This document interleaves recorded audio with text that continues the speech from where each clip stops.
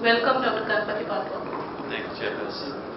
Before I start, let me thank Dr. Bansal and team for inviting me. So there has been a lot of hype about gut microbes. It is said to play a role in diabetes, obesity, cardiovascular disease, inflammatory bowel disease, cancers, type 1 diabetes. So it's supposed to play a role in many of these diseases. This biosis of the gut microbes is responsible for these conditions. So we require to have a healthy gut microbial formation, and which is responsible for having reducing these diseases. So I'll be talking mainly on how does it produce diabetes, obesity. Maybe I'll just touch on cancer. So as you know, type 2 diabetes is a chronic metabolic disorder characterized by hyperglycemia due to defect in insulin resistance and secretion.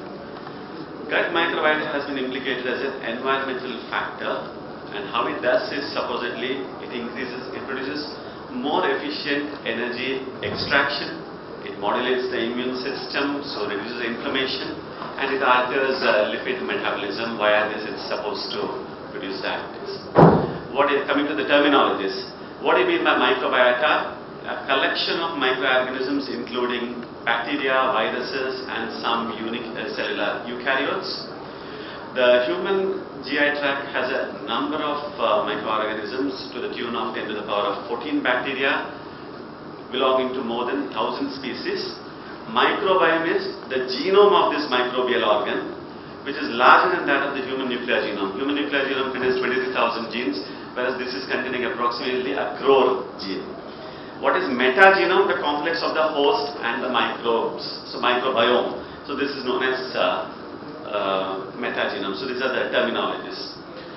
Now it is said it is one of the largest endocrine organs. This is supposed to be an endocrine organ also. Like it produces hormones which will act at different sites, secreted in the secretion. And what is the difference between the normal endocrine organ and this produces a lot of products like hormones, unlike the actual endocrine hormones which produces few hormones. So that's the difference between this. And some of the candidate hormones are the short chain fatty acids like acetyl, butyrate, propionate. So they are linked, they have, you can see on the right hand side, they may be linked to autism-like behaviors.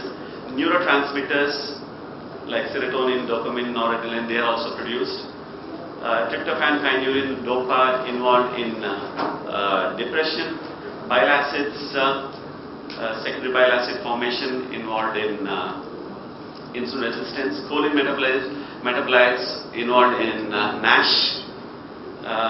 It's also said to play a role in stress and then appetite via the action on ghrelin, leptin, and these things. So as I told you, gut contains more than 1,000 different bacterial species, and of which 99% belong to about 40 species. The bacterial density progressively increases along the small intestinal bowel, and estimated that 60% of the fecal mass is by bacteria. So if you see in this figure, so at the duodenal level, it's just 10 to the power of 1 to 10 to the power of 3, and it's more of gram-negative aerobes. You come down, less of gram-negative aerobes, facultative anaerobes, and when you come down to the colon where you have 10 to the power of 12 to 14, it's strictly anaerobes. So in the human gut microbes, it's dominated by anaerobic bacteria, which belong to 3 bacterial phyla. So one is the gram-positive firmicutes, gram-positive actinobacteria, gram-negative bacteroidetes. So these are the 3 main gut microbes. And firmicutes form the largest bacterial phylum, comprising over 200 genera. You have the Lactobacillus, Mycoplasma, Bacillus, Clostridium. The first evidence, coming back to the history, for the role of gut microbiota in the regulation of energy homeostasis and adaptation came from Gordon and colleagues. So what they did was, there were 2. One is a germ-free mice. You gave them a high-fat diet. They never become fat. Compared with a normal mice, you give them a high-fat, high-sugar diet, they became obese. This is in spite of they are having 40%, in spite of giving them more food, they had 40% less fat and 29% higher caloric intake. And then when these germ-free mice were conventionalized, so what do you mean by conventional? Colonization of the gut with a cecum-derived distal microbial community into the germ-free mice, then there was a 57% increase in the total body fat, a 2.34 increase in triglycerides hepatic, and a dramatic increase in insulin resistance. So gut microbes and obesity, what is the evidence? So you have this animal models of obesity. You have the leptin deficient OB mice. Here what they have found is they are obese, but you find that there is an abundance of firmicutes and a decrease in bacteroids. So bacteroids are good gut microbes, whereas firmicutes are the bad one. So in OB mice they found that there is an increase in firmicutes. The same thing, leptin deficient obese mice, when they were fed, and the lean littermates, when they were fed the same polysaccharide rich diet, in obesity they found there was a 50% reduction in bacteroids and increase in firmicutes. And it also said the Western diet per se also influences this. Just if you give 1 or 2 days of this Western diet is sufficient to increase the abundance of firmicutes, and these were totally reversed after the shift back to original diet. Now, what is the evidence that the altered gut microbiota is a cause and not a consequence? So what they did was they did a study where fecal microbiota from lean and obese mice was transplanted into the gut of germ-free mice. So when they were transplanted, after 2 weeks, the mice hosting the obese microbiota became more fat. The mice having the normal one became normal. So this is a transfer. So when they were given normal food, same phenotype. When they were given obese phenotype, underweight, phenotype. So this is all mice data. Now what about human data? In humans, small studies. So one of them was 12 obese subjects. Same thing they have found. They found that they had lower bacteroids, which are good, and more of firmicutes. And then there was a 154 patients metagenomic study. Once again, they found that obesity was associated with markedly reduced bacterial diversity, relative depletion of bacteroids, and higher proportion of actinobacteria compared with leanness. So it almost mimicked, though there are some differences in other studies. This is because of different population, different diet. We should look into consideration many other things also, and the method used for checking this. So it all depends on those factors also. So this is how it is. In obese, more of firmicutes. In lean, more of bacteroids.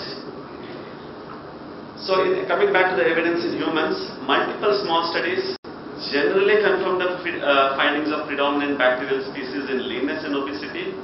But then there was heterogeneous results across studies because of different methodologies, complexity of human life compared with experimental models.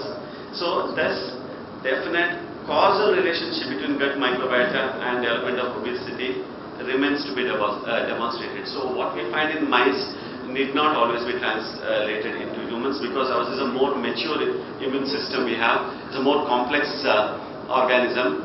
Even if we find in some studies some causal thing, it may not be true when you do it in a large population. We call this as a variation in the mean.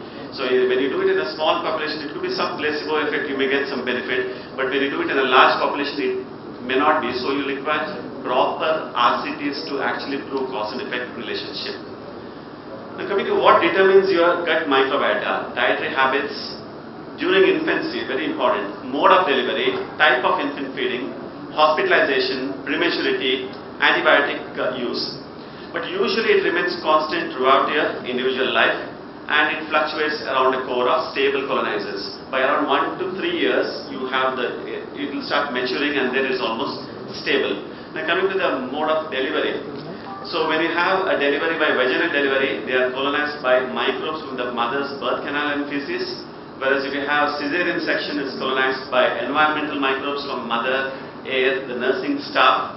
So these patients, the cesarean section babies have fewer bifidobacterium bacteroids, which are shown to be protective against obesity, and they are more colonized by Clostridium difficile. So if you have cesarean section, more likely to be obese. What about breastfed? So breastfed, you have better gut microbes, formula fed, not good, so good microbes. So stressing the importance of more longer breastfeeding. Do not give formula feed in the beginning itself. Nowadays they say give up to 2 years, you'll have better microbial gut microbes. Antibiotic course in infancy also. Just a 5-day course of oral antibiotics modifies gut microbiota for 4 weeks before it tends to revert to its original composition. And use of antibiotics is associated with reduced number of the anti-obesogenic bifidobacteria and bacteroids.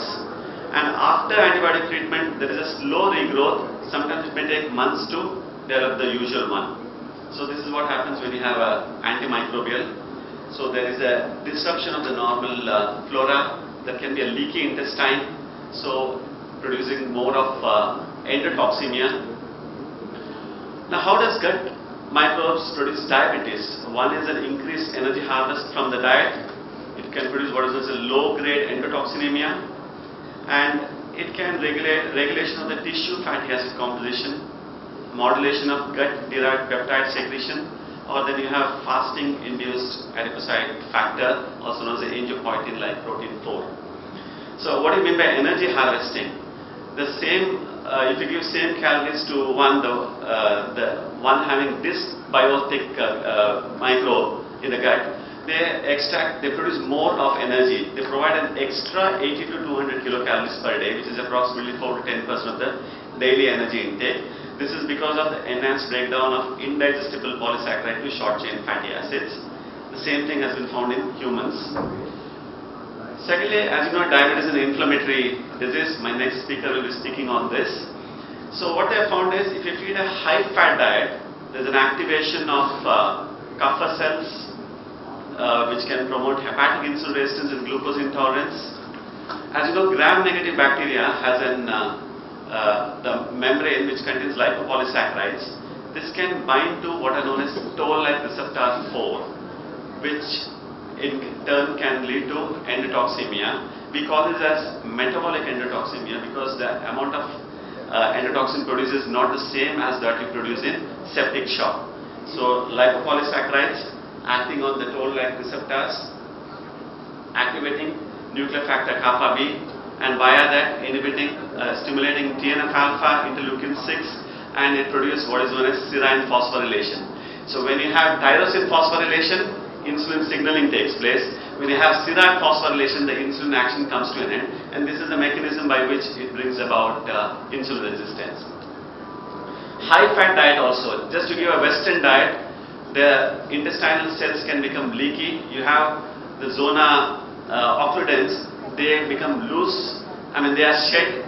The intestinal cells become leaky so that the lipopolysaccharide can get absorbed, and also other bacteria can get absorbed. And this can also be one of the mechanisms by which even this gut microbe may play a role in the development of type 1 diabetes also.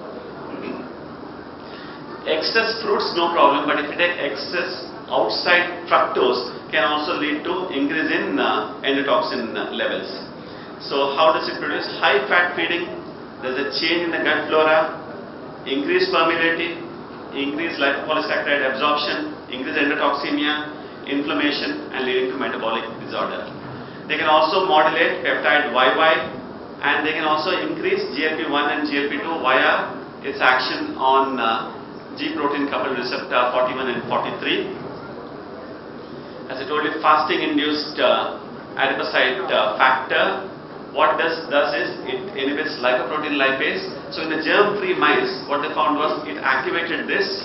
So what this does is, inside the adipocyte you have the hormone-sensitive lipoprotein lipase. This does not get activated, so it will stay inside the cell itself and reduces, and it can also stimulate uncoupling proteins so that you lose energy. So it's a metabolic adaptation to fasting via PPAR activation. So this is one of the mechanisms. They say in the left-hand side you find what happens. Small chain fatty acid butyrate via the G protein coupled receptor signaling, and then histone deacetylated inhibition. The left-hand side, why they remain lean. The right-hand side, why they became obese. No much time to explain. Plays a role even in fatty liver. So how does it produce? Fatty acids can directly stimulate the JNK and IKK leading to steatohepatitis. It can also lead to cardiovascular disease. As you know, chylomicrons from the gut are embedded with the lipopolysaccharides and they are hydrolyzed in the blood vessels by endothelial lipase. These are also present on these toll-like receptors are also present in the endothelial cells. So activation of the toll-like receptor via these lipopolysaccharides can happen and they can produce atherogenesis. So the left hand side you have hepatocytes activation, Kupffer cells activation, NASH, and on the right hand side vessel endothelial cell activation leading to atherogenesis. And coming to gut microbiota and cancer. So as you know, colorectal cancer is supposed to be an inflammatory disease. You give them salicylates. Patients who take aspirin are supposed to have lesser incidence of these cancers. And in West you have a lot of this, whereas if you take in Africa it is very less. So it depends on the diet perhaps. So what is the reason for this? So one, you have genetic mutations can happen. So what does it do is, because of these genetic mutations, it keeps on happening. The epithelial cells become leaky, the bacteria can enter. So what does this bacteria do? It will activate the myeloid cells. They produce interleukin 2, which in turn will activate the T cells.